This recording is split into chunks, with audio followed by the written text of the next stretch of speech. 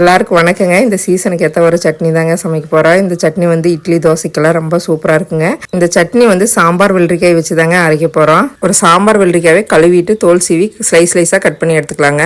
இதுக்கு வந்துங்க சாம்பார் வெள்ளரி தான் நல்லாயிருக்கு. ஸ்லைஸாக இந்த மாதிரி கட் பண்ணி எடுத்துக்கலாங்க. நம்ம எடுத்து வச்சுக்கிற பொருளையெல்லாம் போட்டு மிக்சியில் அரைச்சா சட்னி ரெடிங்க. கட் பண்ணி வச்சுக்கிற ஒரு வெள்ளரிக்காய்ங்க, 5 ஸ்பூன் வந்து வறுத்த வேர்க்கடலை, 2 பச்சை மிளகாய்ங்க, 2 காஞ்ச மிளகா, 2 பல் பூண்டு, கொஞ்சம் இஞ்சி, புளி கொஞ்சங்க, புதினா, மல்லித்தலைங்க. புதினா வேணும்னா போட்டுக்கலாங்க. அது கூடவே உப்பு சேர்த்து நல்லா தண்ணி சேர்க்காம நல்லா நைஸாக அரைச்சி எடுத்துக்கலாங்க. அவ்வளோதாங்க, சூப்பராக வெள்ளரிக்காய் சட்னி ரெடி ஆயிடுச்சுங்க. இதுக்கு வந்து தண்ணியே சேர்க்கக்கூடாது, ஏன்னா வெள்ளரிக்காயில் இருக்கிற தண்ணியே கரெக்டாக இருக்குங்க. கடைசியாக ஒரு தாளிப்பு மட்டும் கொடுத்துடலாங்க சட்னிக்கு. எண்ணெய் ஊற்றி கடுகு உளுந்த பருப்பு ஒரு காஞ்ச மிளகா போட்டு தாளித்து கொட்டினா சூப்பராக வெள்ளரிக்காய் சட்னி ரெடிங்க. இப்போ சுட சுட தோசையும் சட்னி வச்சு சாப்பிட்டா ரொம்ப சூப்பராக இருக்குங்க. இந்த மாதிரி வித்தியாசமாக சமைக்கல வீட்டில் இருக்கிறவங்களுக்கும் பிடிக்குங்க. நீங்களும் ஒரு தாட்டி இந்த சட்னியை அரைச்சி பார்த்துட்டு அதோட டேஸ்ட் எப்படி வந்துன்னு கமெண்ட் பண்ணுங்கள். தேங்க்யூங்க.